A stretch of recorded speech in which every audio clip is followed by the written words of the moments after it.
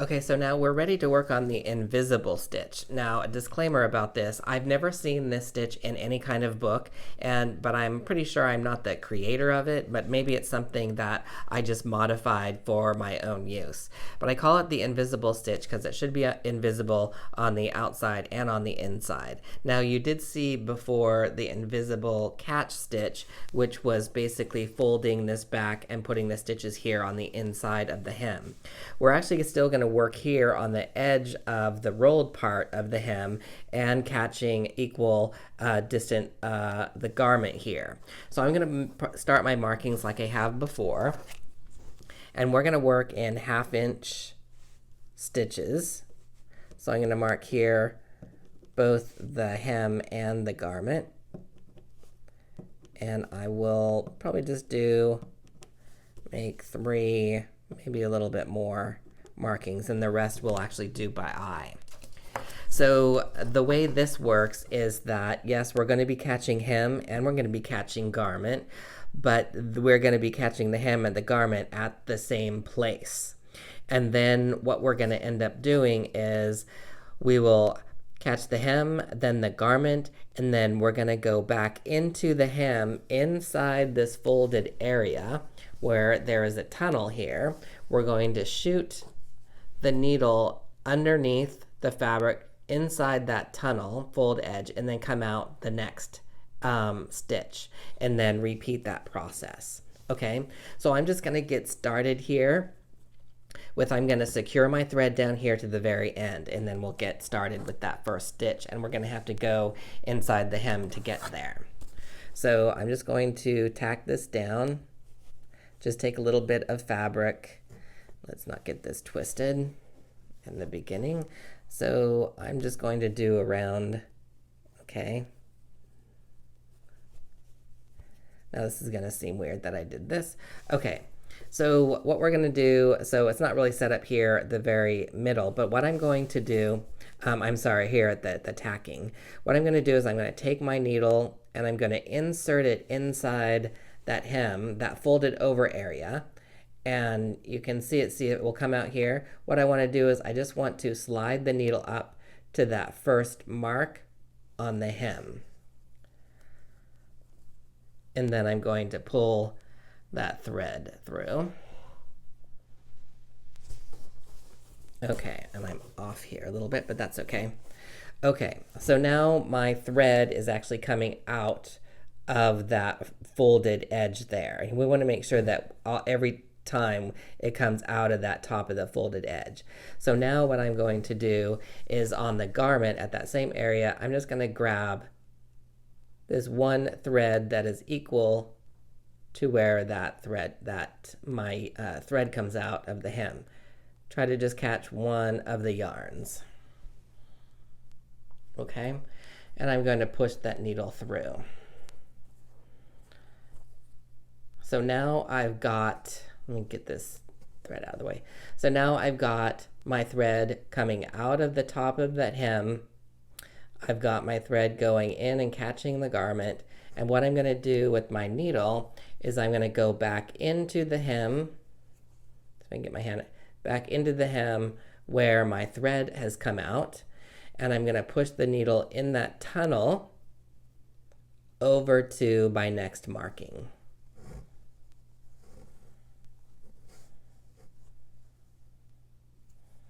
And then I'll kind of pull it taut. Don't make it too tight. And I'm going to repeat the process. So I'm going to grab the garment fabric, try to just catch one of the yarns in the fabric. This will take some practice. Okay. Whoops, I got a knot. This happens sometimes, but it helps that I conditioned my thread. It comes out pretty easy. So just try not to pull your thread too fast. It will create those knots. Okay, now that I've got my garment, I'm going to go back into that spot where I came out, and then I'm going to push the needle through that little tunnel that the hem makes up to my next marking.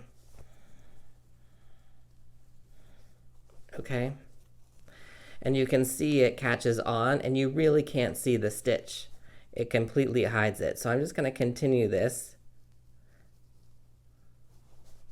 And then once I get done, we'll have a reveal on the outside and we'll see if it's really invisible. Now I like this stitch for fine garments when maybe you have a medium to heavyweight garment and you want the hem to be very still or stiff. You don't want the hem to move around. So if you have a really nice sleeve and it has a lot of body to it, you don't want that hem to move around. This would be a great hem to put there, and it would keep it nice and heavy with a lot of body. Okay, so this will also be great that if you added the added body and then you had some sort of filling in here, at least you would be actually hiding that, but you wouldn't actually be seeing the hem stitch. So some of these stitches you'll just have to practice with and see what is going to work best for your garment. And again, I'm going in here, the same place I came out into this tunnel where I folded over the edge on the hem and coming out to my next section. And I pulled too fast there. I don't know if I'm going to be able to undo this. So I'm going to stop the video, I'm going to correct this, and I'm going to come back.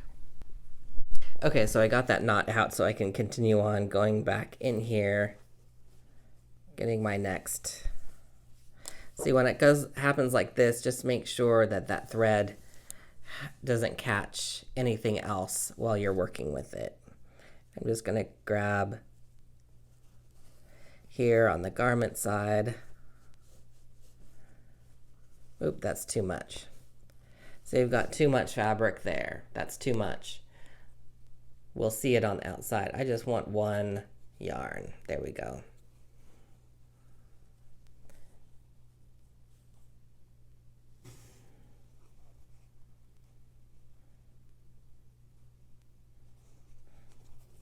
You could also use this stitch for a nice pair of pants, a fine pair of pants, as long as, maybe you have a bell style bottom pant. You would want to make the hem much wider so it has a lot more body and it hangs really nice. But with this stitch, the hem is going to be very secure and it's going to actually retain that shape that you want. And the hem isn't going to go anywhere, which is in some cases really nice that it doesn't move.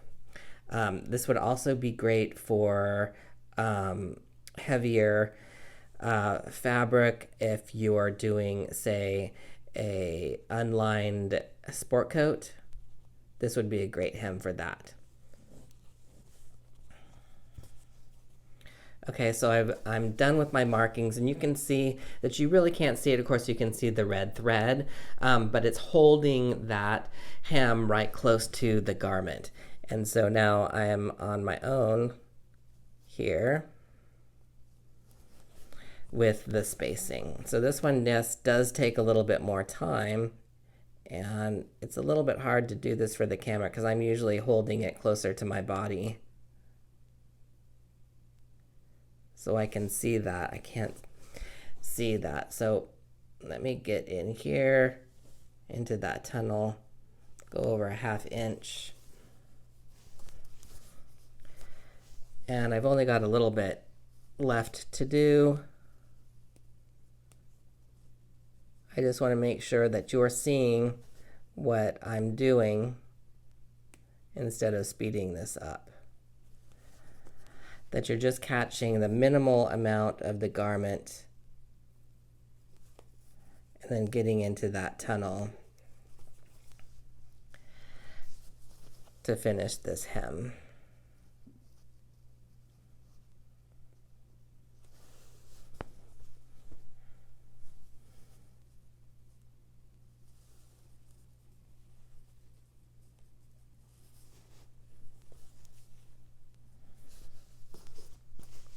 Okay, here we are, kind of finishing things up. So Some people like to do their hemming while they're watching TV, but I can't do that because I don't end up watching the TV. I'm watching what I'm doing, and it actually becomes kind of like a little relaxation thing for me with this hand sewing. Okay, so I'm going to finish out here. I'm going to do a little bit of a longer stitch so we can kind of finish. So I'm going to grab this last part of the garment here, and instead of going back in, I'm just going to make a loop out of that last stitch, and I'm going to tie a knot, and that's not a very tight knot, but it will keep everything together for me. Okay, so we've got this done now. So invisible is here, and it's holding this hem right close to the body. So this is something that you would actually you don't want to be doing with like an interlining. You want it actually close to the body, and you don't want that hem to really go anywhere. So this is the inside, and it's pretty invisible because we went back into where our stitches were. Let's have a look at the outside. Can you see it out here? We can kind of see indentations where we've grabbed those little yarns in the fabric, but of course it is actually pretty invisible. And what I said about the stability of maybe a cuff is that the hem is not going to go anywhere when you move your hand. It's actually going to stay right in place, and it's going to give that edge a nice amount of body. So there you have it. That is the completely invisible stitch.